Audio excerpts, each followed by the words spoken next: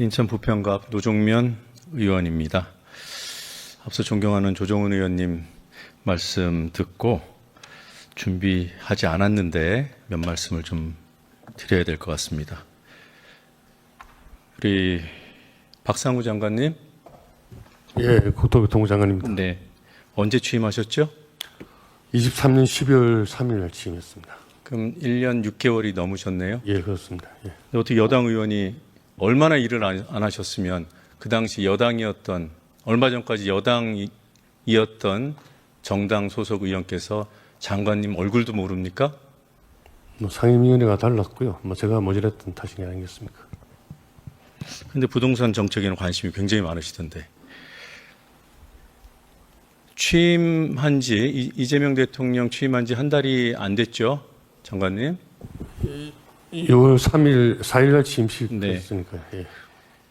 그러니까 이재명 정부 출범 한 달이 안 된 상황에서 지금 발생하고 있는 여러 가지 부동산의 문제는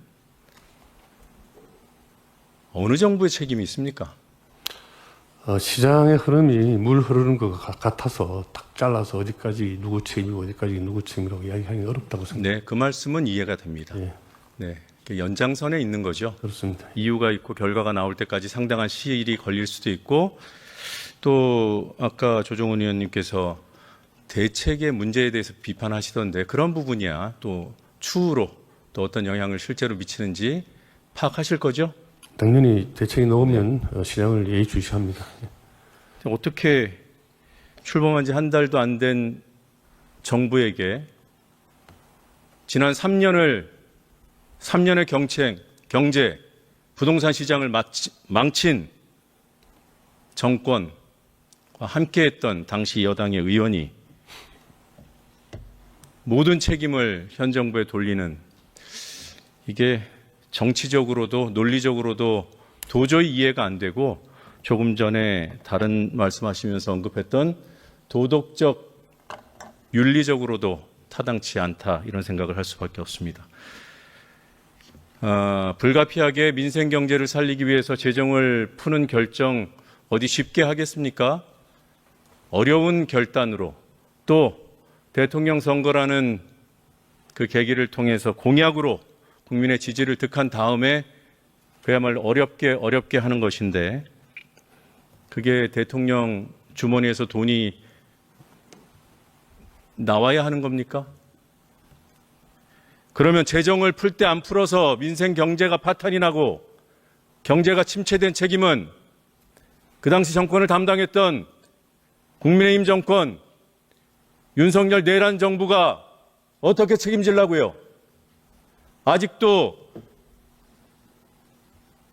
국민의 지지를 바탕으로 결단의 차원으로 재정을 풀겠다는데 현금 살포라는 인식을 하고 있는 점이 가슴이 아픕니다. 우리 행안부에서 우리 직무대행님은 나오셨나요? 자리에 있습니다. 네. 지난 윤석열 정부 3년 동안 편성한 지역화폐 예산, 지난 추경 이전에 우리 윤석열 대통령 집권기에 얼마나 편성했습니까? 올해 본 예산에는 반영하지 않았었고요. 네. 작년에 3천억 정도 했던 거로 제가 기억하고 있습니다. 3천억을 했나요? 3년 동안? 이 정부 지원 예산은 그거보다 조금 그 정도 됐을 거로. 지역 사랑 상품권 예산을 여쭤보는 겁니다. 650억이었습니다. 예. 그리고 지난 1차 추경에서 4천억이 편성이 됐죠. 네. 예. 그리고 이번에 6천억을 더해서 올해 1조 원 규모로 확대가 돼 있어요. 예. 예, 많은 분들이 기대를 하고 있습니다. 문제는 우리 정부에서 제안 설명하신 대로 속도가 굉장히 중요한 것 같습니다. 이 할인율을, 지역 화폐를 사용했을 때 부과되는 그 혜택, 할인율, 언제 인상된 올라간 할인율이 적용될 수 있습니까? 이번부터 적용된다고 보시면 됩니다. 네. 그러니까 이번이라 한문. 이제 추경 집행하게 되면은, 그러니까 추경안이 국회를 통과하게 되면 예. 어느 정도 시차가 걸릴 것 같습니까? 최대한 이제 추경 의원님들께서 의결해 주시면요, 저희가 바로 집행 계획이라든지 이런 거 발표하고 네. 빠르면 7월 내에 실시하려고 준비하고 있습니다. 네, 7월 초에 추경안이 통과되면 예, 예. 7월 내라도 예. 집행될 수 있도록 한다. 할인율이 적용되게 한다. 그거는 이제 민생 회복 소비 쿠폰이고요. 네. 하여튼간 지역화폐 예, 할인율 적용. 할인율 적용은 2차 추경인데 제가 기억하기로는 한 9월 정도에 지금 1차 추경 것도 다 소비가 되지 않았습니다. 그래서 그러면 9월 이후에 가능할 것 같습니다. 예, 그러면 1차 추경으로 인해서 좀 올라간 할인율이 있고요. 이번에 2차 추경이 반영되면 할인율이 더 올라가도록 설계가 되어 네, 있잖아요. 맞습니다. 예. 그러면 1차 추경 그 예산이 다 소진된 다음에라야 인상된 할인율이 적용되는 거예요? 예. 그걸 통합할 수 없습니까? 그거 한번 검토를 해보도록 하겠습니다. 이미 이제 2차 추경이 통과되면 새로운 지역화폐 할인율이 홍보가 될 거 아닙니까? 네네. 그런데 현장에서 사용하면 1차 추경 때 거라서 할인율이 지금은 얼마 안 된다. 그럼 혼란이 오지 않겠어요? 한번 검토해 주세요. 예, 알겠습니다. 그리고 이런 속도를 내기 위해서는 그 지자체와의 사전 협의가 중요하다고 우리 국회에서 검토 보고를 했습니다. 이 내용 들으셨죠? 예. 지금 사전 협의가 진행되고 있습니까? 예, 그 기재부 중심으로도 지방재정 협의를 6월에 했었고요. 네. 대통령께서 시정연설하기 전에 또 행안부도 시도 부단체장들 통해서 한 2차 기조실장들하고 이렇게 했고 지난주 금요일에도 협의를 좀 했습니다. 네. 이제 지역화폐 할인율이면 국비에서 담당하는 부분이 있고 지자체가 일정한 가이드라인이 있겠지만 자체적으로 또 결정해야 되잖아요. 그러니까 이런 네. 부분이 차질 없이 진행될 수 있다. 협의가 끝났다.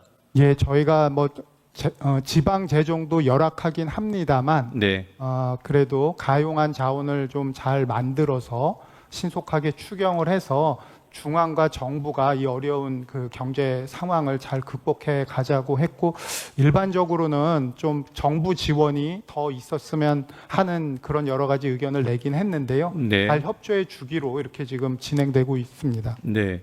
지역화폐를 사용할 때 할인율이 어느 정도 되면 소비 진작 효과가 있다고 파악하고 계십니까?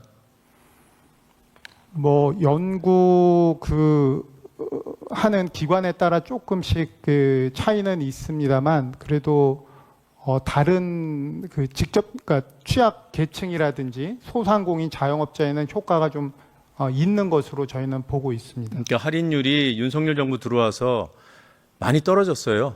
예산을 덜 주니까 지자체가 혼자 감당하기가 어렵잖아요. 그래서 문재인 정부 때 2자릿수까지 올려놨던 할인율이 한 자릿수로 떨어진 지 오래입니다. 알고 계시죠? 예. 네. 그래서 지금 우리 민주당에서는 이전부터 할인율을 최소한 10% 정도까지는 끌어올려야 된다라는 그런 입장을 견지해 왔고 이번에 이렇게 설계를 하신 거 보니까 지금 불교부 단체, 그러니까 재정이 넉넉한 일부 지자체를 빼놓고는 대부분 다 10% 이상의 할인율이 적용되는 것으로 했더군요. 예, 최대 15%까지 할인율 되게끔 설계되어 있습니다. 네, 알겠습니다. 그런데 여기를 보면요. 이게 지금 전국을 4개의 그 구역으로 나눠서 재정 자립도가 높은 불교부 단체 서울 등 여기를 빼면 수도권, 비수도권 그리고 또 인구 감소 지역으로 나눴죠.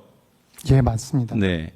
이런 각 그 지방 정부의 특수성을 고려해서 국비 지원 수준을 다 달리한 것까지는 이해가 됩니다. 서울 등에는 2%, 수도권에는 5%, 비수도권은 8%, 그리고 인구 감소 지역은 특별히 10%를 지원하고 여기에 이제 지방 정부가 5%씩 더 해달라. 이게 2차 추경안의 골자죠. 맞습니다. 네. 네. 지금 국비로 지원하는 이 퍼센테이지는 각 지방의 특성에 맞게 전부 다 촘촘하게는 할 수 없어도 이렇게 4개의 분류를 했는데 지자체에 요구하는 가이드라인은 왜 획일적이죠? 이것도 차등을 둘 수 없습니까? 이게 자칫 이 좋은 정책을 펴려다가 모든 지방 정부를 다 만족시킬 수는 없겠다. 혹시라도 일부 재정 자립이 좀 떨어지는 지방 정부에는 큰 부담이 되지 않을까. 지금 제가 볼 때는 이 할인율 10% 이상을 유지해야 된다라는 정부의 입장은 매우 타당하고 이것 때문에 많은 분들이 기대를 하고 있어요.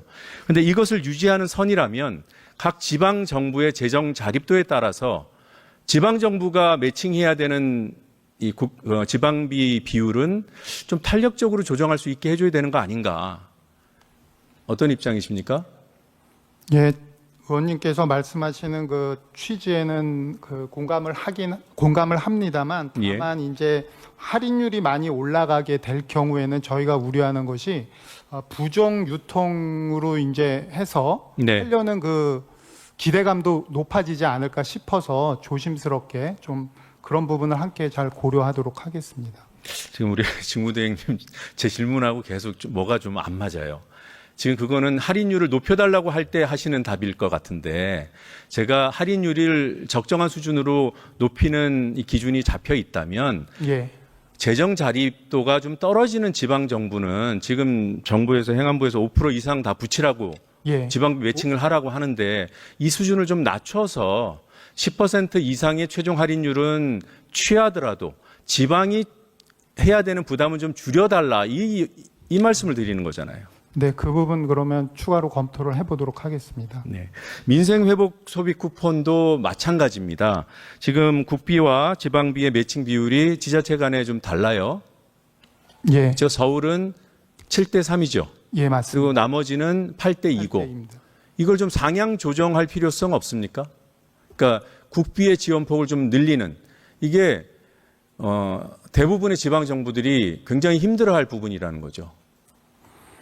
예산 부담이 좀 되더라도 국비의 반영 부담 비율을 좀 높이는 방향으로 지방 정부의 재정 부담을 좀 덜어줘야 되는 거 아닌가. 윤석열 정부 3년 동안 지방 정부 재정이 파탄날 지경이에요.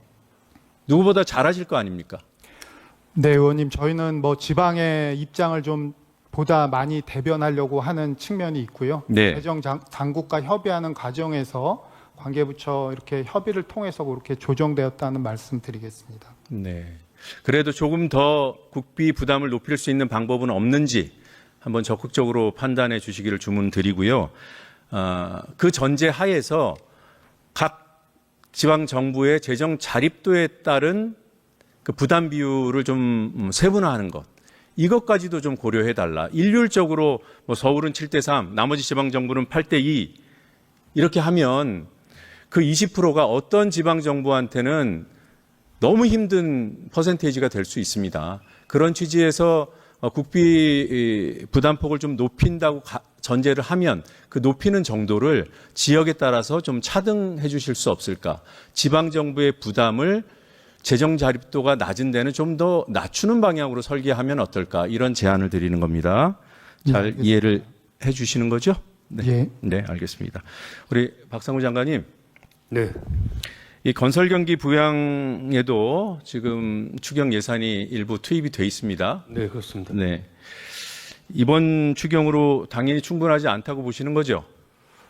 사실은 이제 좀 더 많이 담고 싶었는데요. 네. 집행 가능성을 염두에 두다 보니까. 네, 알겠습니다. 제한적인 그래서 이제 추가 대책 꼭 예산으로만 가능할 것인가 이런 고민들을 하게 되는데 그 노후 계획 도시 선도지구 지정된 곳에 재건축 움직임은 좀 활기를 띠고 있습니까? 어떻습니까? 뭐 제대로 대부분 다 정상적으로 추진되고 있습니다. 그렇죠. 예. 거기서 전 좀 힌트를 좀 얻을 수 있다고 봐요. 예, 예. 지금 전국의 노후한 도시, 원도심, 그래서 생활의 불편이 가중돼 있어서 공적으로 뭔가 해결책을 제시해야 되는 곳들이 신도시만 있습니까? 그건 아니죠. 전국 여러 곳에 비슷한 상황이라고 봅니다. 네.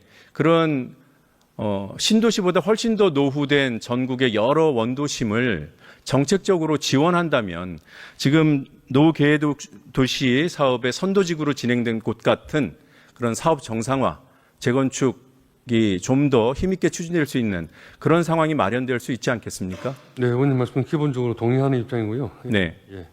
그러면은 노후 계획 도시 특별법에 포함되는 대상으로 지정되어 있는 이 대상지를 좀 더 확장할 그런 의지가 있으십니까? 현행법에 이제 연접한 경우는 확장할 수 있도록 또 되어 있고. 그게 그러니까 너무 제한적이어서 예. 처음에는 신도시만 한다 그랬잖아요. 예, 그래서 일부 열어줬잖아요. 열어준 게 있고 또 독립적으로 원도심을 겨냥하는 특별법안이 이미 국토위에 제안이 되어 있습니다. 예. 그래서 더 전국이 난립니다. 예. 저도 40년 넘은 아파트에 살고 있는데 네. 이게 뭐 제 아파트가 아니라 전국에 이런 곳이 너무 많아요.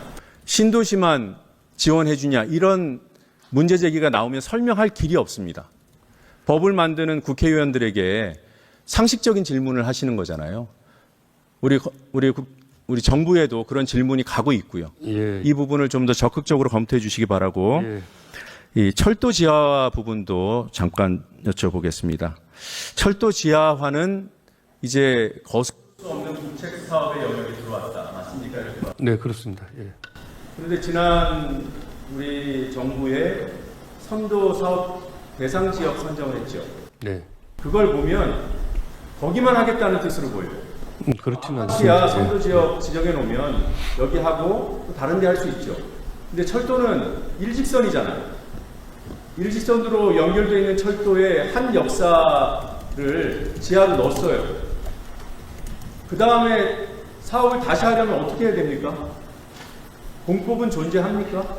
그래서 작년 연말에 지방에 선도지구 발표한 것은 독립적으로 사업을 할 수 있는 구역을 골라서 했고요. 상징적인 의미로. 그리고 말씀하신 대로 철도는 다 하나의 이 단일 노선으로 저희가 인식을 하고 있습니다. 특히 그래서 수도권은 경인선, 경의선, 경원선 등이 전부 다 연계가 돼가지고 서울 지하철과 연계되어 있기 때문에 지금 연말을 목표로 서울시, 인천 또 경기도 저희 부에서 종합적인 계획 수립을 위한 TF를 가동 운영하고 있습니다. 전 구간이 동시에 사업 대상이 되어야 되고 계획도 전 구간을 대상으로 할 때 실현 가능성이 있다. 저는 그렇게 봅니다. 정부 입장도 같다는 거죠? 네, 그렇습니다. 예. 알겠습니다. 자, 그러면 지금부터 잠시만 주목해 주시기 바랍니다. 제가 구독자분들을 위해서 선물 하나를 준비했는데요. 제가 항상 여러분들께 드리는 말씀이 있습니다. 뉴스만 평소에 잘 챙겨보셔도 돈이 되고 돈을 벌 수 있다라고 말씀을 드렸는데요. 여러분들은 여기 보시는 삼성전자 뉴스를 보고 어떤 생각이 드세요? 아니면 정치인들의 뉴스, 날씨 뉴스를 보고는 어떤 생각이 드시나요? 그냥 뉴스만 보고 끝내는지 아니면 이 뉴스를 어떻게 이용할 수 있는지 이 부분을 고민하고 계시는지를 되물어보고 싶습니다.